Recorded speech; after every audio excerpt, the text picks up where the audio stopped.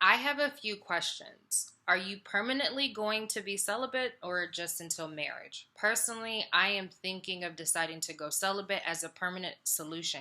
I have never wanted sexual intimacy to another person in the past, and I would use people as a clutch for loneliness, talking through difficult problems mostly instead of following Christ. I have identified myself as an ace in the past, although I am not following the LGBTQ community, is something I relate to. Christ has convicted me of using other people big time this year, and that is something I am working out of. For me, I came to the conclusion of celibacy because it was unfair for the other person to pursue a relationship if I cannot live up to the person's natural expectations. In the end, better for both sides. I guess it is a bit different. There are times when I do feel like it might be the wrong decision. However, I'm still seriously considering pursuing the path of permanent singleness. I hope that makes sense. Anyways, I wonder if that might be a similar situation for you, or is it different?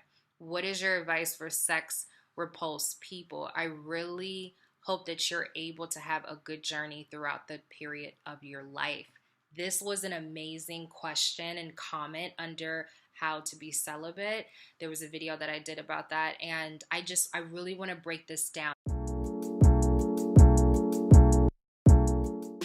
First question was, are you permanently going to be celibate or just until marriage? So for my journey, it is until marriage. It is not a permanent decision.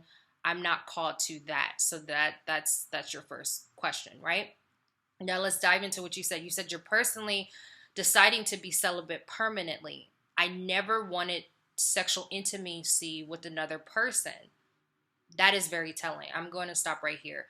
So when you said that you're thinking about it, right? You said you haven't made up your mind. You're just not sure. You're really kind of on that verge. Now you say, in the past, I would use people as a clutch for loneliness, talking through difficult problems instead of following in Christ. Let me talk about that.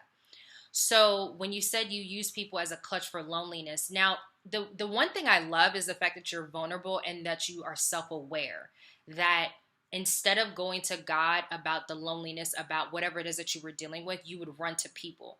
Now, one thing I want to say is God also wired us for companionship and for relationship.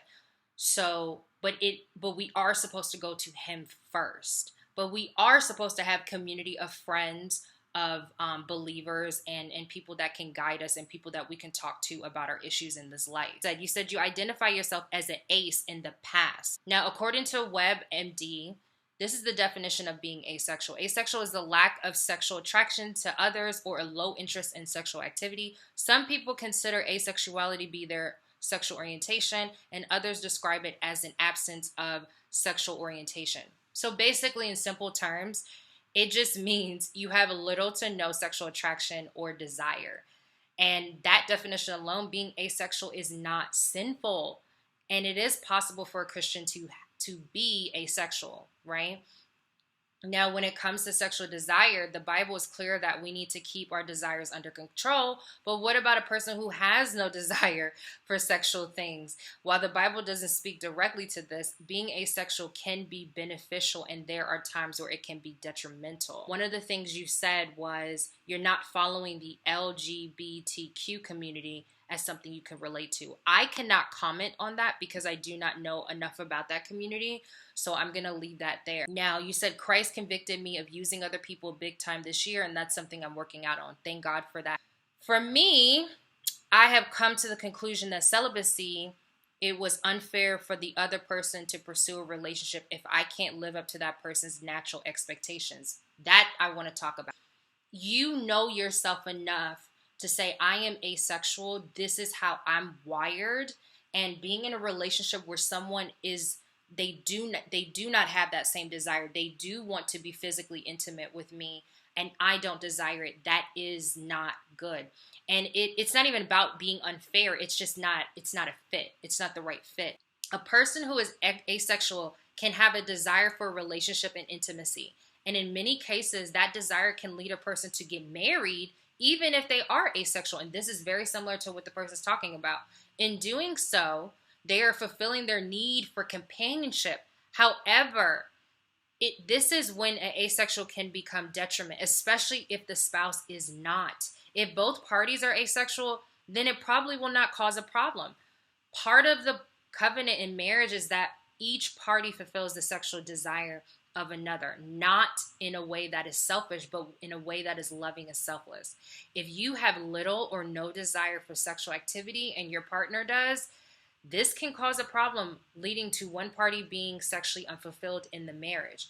If you feel that you are asexual and you are in a relationship, and it is critical that you tell your partner, especially if the relationship has marriage potential. As a Christian, it would be very frustrating to maintain your celibacy until marriage, only to find out that your spouse has no sexual attraction or sexual desire. You said, I can't live up to the person's natural expectations. In the end, it was better for both sides. And I agree. I agree with that. I guess it's a little bit different. There are times when I do feel like it may be the wrong decision. So I'm assuming being permanent. However, I'm still seriously considering pursuing the path of permanent singleness. I hope that makes sense. It causes you to be transparent and to be honest. God, are you calling me to be single for life, but to be in community with other people so that I can still have relationships and friendships in my life? Or, God, is it your will that eventually I will meet someone that understands how you built me, and it will complement and it won't contradict how you built me? There is nothing wrong with you. There is nothing wrong with the way God naturally wired you. My only challenge is I would pray and hope that you know why you're truly asexual. And I pray that it is not attached to something traumatic that may have happened to you. And even if something did happen to you, I pray that you get counsel and the healing that you deserve to truly know if this is the true decision that God has for you. Thank you so much, and God bless.